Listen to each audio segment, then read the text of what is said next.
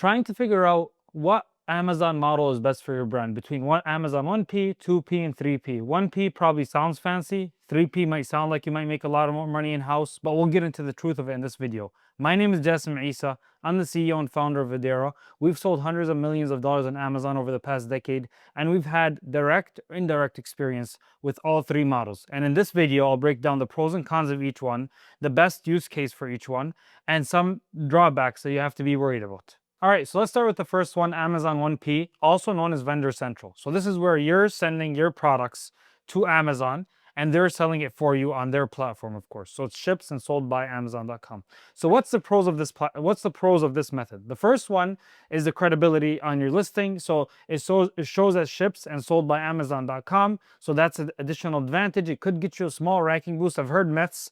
I haven't seen anything personally. We tested it with one brand that shifted lately, but there could be something there. Amazon might prioritize himself over third-party sellers.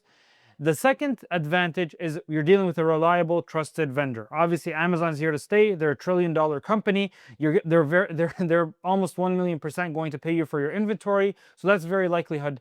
The third part, and this is really where Amazon 1P becomes a no choice, and no-brainer, and I'll get into more of that later, is that if you're a strategic brand. So sometimes Amazon, they want to have obviously a great selection in their catalog. So if they're targeting you and they want you in their platform, they're going to get you. So they're going to basically give you discounts. Let's say you're offering a niche product that no one else is offering, you have a patent. They want to make sure that they're offering you for what and presenting you in the way that they like. So they call them strategic brands. So that's something to keep in mind. They might offer discounts on fulfillment fees or subscribe and save coupons or whatever is applicable in that case, but that's also a big advantage. Now let's get into the disadvantages. The first and biggest one is limited control. There's few subpoints within this. The first one is MAP. Amazon does not honor MAP price at all. We worked with a brand that had their product on Amazon. They were doing 1P, but they also had it in Walmart retail and Home Depot retail. So Amazon took their product. They were initially honoring MAP because they chose to, but then a few weeks later, they decided to try out new pricing. They lowered the pricing. That brand got calls from Walmart, Home Depot. They were extremely pissed because customers were seeing the product cheaper at another place, obviously. So they had to leave the 1P platform because of that reason, because Amazon does not honor MAP. Another one is that you don't control the messaging or your listing in general. Amazon gets to change your listing whenever they want, however they want. So you get limited control, limited flexibility. That's some big ones. There's other things that I won't get into too much right now. The next thing is the terms. So Amazon decides on specifically the payment terms. So the default with Amazon is net 90 payment terms. There's obviously the vendor agreement. You can negotiate this, but that's something to keep in mind that they're going to have more aggressive terms. They have millions of brands that want to work with them. They're not as caring for you. So they're less willing to accommodate you and your requests. And this also leads into the third one, which is inventory risk. You could run out of stock. Amazon has, I think it's 96.7% in stock rate, which is overall it's great. But what if your brand was on the lower end of that spectrum and they're not caring for it as much, or they decided to carry less inventory for you? And we've seen that example. Initially, the vendor agreement with one of the brands that we had contact with was 45 days. It was a supplement brand. Amazon's like 45 days is too overstocked. The vendor manager said we're going to go down to 30 days. They went to 30 days. The first few months they were in stock, but then there was a backlog in one of the fulfillment centers, and then they started running out of stock on a few SKUs, and they had to ditch the platform as well because their sales were dwindling. And this also leads into another point, is it's very dependable on the Amazon vendor manager that you get. Most are, obviously, some of them are exceptional. Most are fine. But if you are stuck with someone that's new or that's maybe on a PIP plan, you might be in trouble that they're not going to care for your brand that much. They're an employee for Amazon. There's, again, millions of brands. You're one of the millions. So again, if you're not a strategic or premium brand, you're going to get less care. And that's something to be wary of. Something interesting that brands don't know is that Amazon's 1P is invitation only. So you can't choose to be part of this program. You have to be invited. They have certain revenue threshold. And at the same time, you can also be cut at I don't want to say any time. They do give you somewhat of a notice, but they're cutting a lot of non-strategic brands. They're considering these brands that are under 10 million. They consider them a dime a dozen.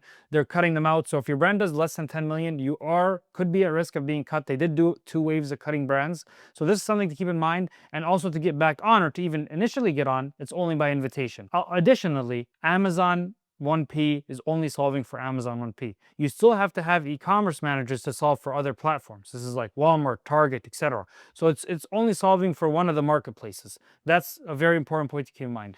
So who do I think Amazon 1P is best for? Usually I see it working really well with brands that have a low ASP, average selling price, because they get fee discounts. They're able to leverage Amazon's platforms. Other ones are big and bulky items, so like furniture, couches. You also get fee fulfillment discounts on that case, and you don't have to deal with it anyways because Amazon's just paying you a wholesale price. They're dealing with those fulfillment costs. And the other one is premium brands. So they're recently pursuing, just lately, Coach, Michael Kors, Nike, Adidas, they're pursuing them, and what they're offering them is something very lucrative. They're offering them a solution to the reseller issue, specifically on the Amazon platform, by hard gating these brands. So if you're a premium brand, Amazon can offer you additional benefits, but also if you're a strategic brand, they can give you free discounts. They're going to give you great pricing because they're really desperate to get you to make sure that your products is on their platform, and they have that display as well. Amazon 2P. This is where you're getting a distributor for online marketplaces, basically.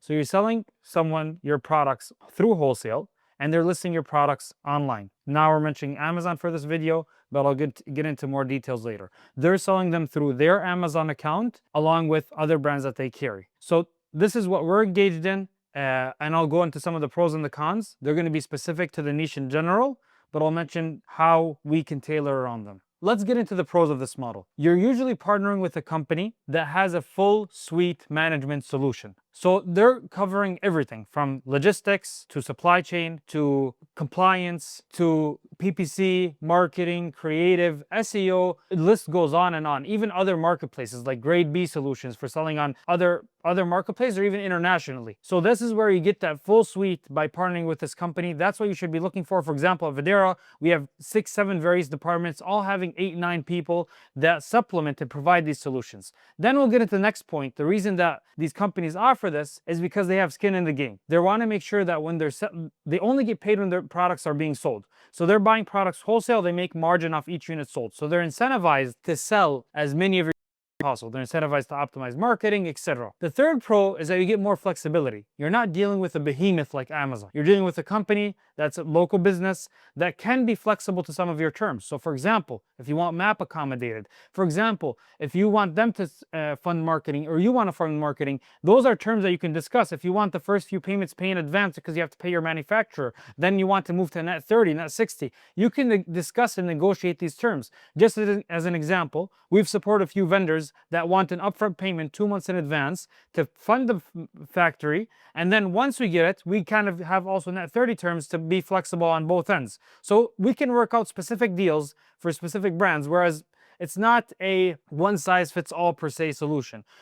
You can be flexible towards your brand, and you can also use that towards your advantage. An advantage to consider is also the volume discounts that you get joining a partner that's selling a lot of volume. One example for us is the Amazon SaaS program, Strategic Amazon Services. Not SaaS. Every time I mention that, I think it's software as a service. I made a video about it here. You can go ahead and watch it later. But it's basically a program that we're paying $90,000 a year for to get an Amazon customer service manager that helps us solve solutions for brand. One brand, for example, they had an issue with a buy box going suppressed. Usually would have taken a week to solve. With this program, it took us a couple hours to get the buy box back active. There's other examples. Another huge one is supply chain advantages. We're shipping out of our warehouse 20, 30,000 units a week. We get to consolidate different inventory, even from China coming in. We consolidate it on a cubic container and we bring it in here so that we can take advantage of that bulk shipping, and we save so much money on supply chain when we take advantage of those bulk discounts. What are the disadvantages or the cons of this model? The first one is trust is key. You're dealing with another business. You might give them net terms. You're not dealing with Amazon that's already credible. You have to make sure that they're going to be paying you on time. You have to make sure that they're not going anywhere. They're around for a long time. For example, we've been around for a decade. That helps instill trust. But you have to make sure that you're dealing with someone legitimate, that is going to, you're giving them your inventory that's going to be sold on their seller account. And along with that, you're also trusting that they're going to give you payment. So you have to vet the people that you're going to be working with. The second point, depending on how you look at it, actually might be an advantage, but it's still something worth noting, is that this is a partnership. It's a longer term engagement. You're not bringing them in to solve a one-time one-time issue that you might have with a shipment issue or something delayed. This is a long-term partnership. They're coming to solve in a suite of issues, a suite of problems that you have, and strategically grow your account over the long term. So leaving them is a little bit more costly. They have your inventory. You have to do a buyback. It's a longer procedure. So it's something worth considering and worth noting that you're making a commitment with this one. The third point is obviously you have to trust a partner that they're going to make the strategic choices for you. There's also less control on your end. For example, if you want to try gray hat tactics, we had a partner that wanted to include a product slip that said, if you want to leave us a 5-star review, you can go here. If you have an issue, call this number. That slip is against Amazon TOS. Now, if they were on their own account, they could try that out. But we're obviously not. We want to make sure that we're compliant with Amazon's terms of services. So there's gray hat techniques. There's even black hat stuff. Partners, they're less obviously willing to try that out. They want to make sure that they're protecting all their accounts like we are. So there's a little bit less flexibility with that, just to understand that aspect as well. This model is best for brands that are looking to basically expand into other realms, either get into retail, focus on insane product development, and also grow their platform. They want to invest in marketing. They want to grow their brand. They're not looking for maintenance. They want a partner that's going to fund them with cash flow and give them that payments, but they also want to fund in marketing and look for that long-term acceleration or growth module that's familiar with this mentality. And that's what usually we're looking after at Voadera, is brands that are looking for growth and they want to access it and make sure that they're going to hand it off for the end-to-end channel management while they focus on either expanding into retail, more stores, attending trade shows, or producing better and greater products. So Amazon 3P model, this can be split into two ways, either in-house fully, agency fully, or a combination of both. And it's really tough to do agency fully, but I'll get into that in a little bit. So this is where you have your own brand and you're selling it on your own Seller Central account. So what's advantages and disadvantages? Let's get into the agency model. So the advantages for the agency models, you can get them on a one-time engagement. This is what's really cool about agency. Let's say you have a specific issue. You're having PPC, for example, being low, or very high ACOS, just as an example. You can bring in an agency, they'll solve your ACOS solution, and you can go back to business as usual. So that's they have very deep expertise in one specific field. They can be very solid at that, and they can offer that, and they're kind of come and go. You're not long-term committed to them. There's a one-time maybe engagement or retainer fee. So that's what's cool about them. They dealt with a lot of specific issues, so they can offer that specific issue for them, especially if they've been around for a long time. So what's some of the cons for the agency? They're usually a retainer model. They're not that incentivized maybe to sell more of your product. They are also kind of only handling one part of the solution. So for example, you can't rely on them fully. You still have to keep your eye on the ball. Just one simple example, many agencies don't get involved. This is obviously forecasting and inventory demands. For the 2P and 1P model, you're getting POs to refund to basically put in your inventory amounts that you have to keep your eye on that. So you're not fully handing it off. So you're not fully sitting back and seeing what's going on. Who we've seen agencies best for are brands that are looking to still keep full control of things, but they want people to kind of control one facet of the business that they have a weakness in, or they want specific expertise on a specific solution. We've seen agencies work really well for brands on that. Now let's go into the other aspect of it, of having an in-house team. So the advantages of this is obviously the extreme flexibility and control that you have. You can change anything you want. You can go take a nap and then wake up at 2 a.m. and decide to raise the price of something. But if you're working with external people, whether it's an agency or other people, you're gonna have to put a request depending on how fast the people you're working with. It could take a couple hours. Some people are slow motion. It could take a week. So that's obviously one big advantage that you have. The second thing is you're building the in-house expertise. You're obviously making your company more enterprise value. So if you're looking for maybe an exit or something along the lines in the future, this could be something that makes your company a little bit more valuable, as you have more solid people within the team. So that's advantages that we see within the in-house model, is the control, the in-house expertise, the malleability, the flexibility. Those are some of the things that you gain. The disadvantages is people don't realize how costly it is, because you're either going to get a generic. There's two ways to go about it. You're either going to get someone generic as an e-commerce manager that knows a little bit about everything. He's not going to get you great results anywhere within PPC, SEO, creative, compliance. He's kind of a little bit good at everything. He's a generalist. Or you hire for each function. So then you're hiring one PPC person, you're hiring one creative person, you're hiring one SEO person, you're hiring one compliance brand registry person. So you're hiring for one international marketplace expansion person. So imagine how big your payroll can get to hire the various expertise and get that all within in-house.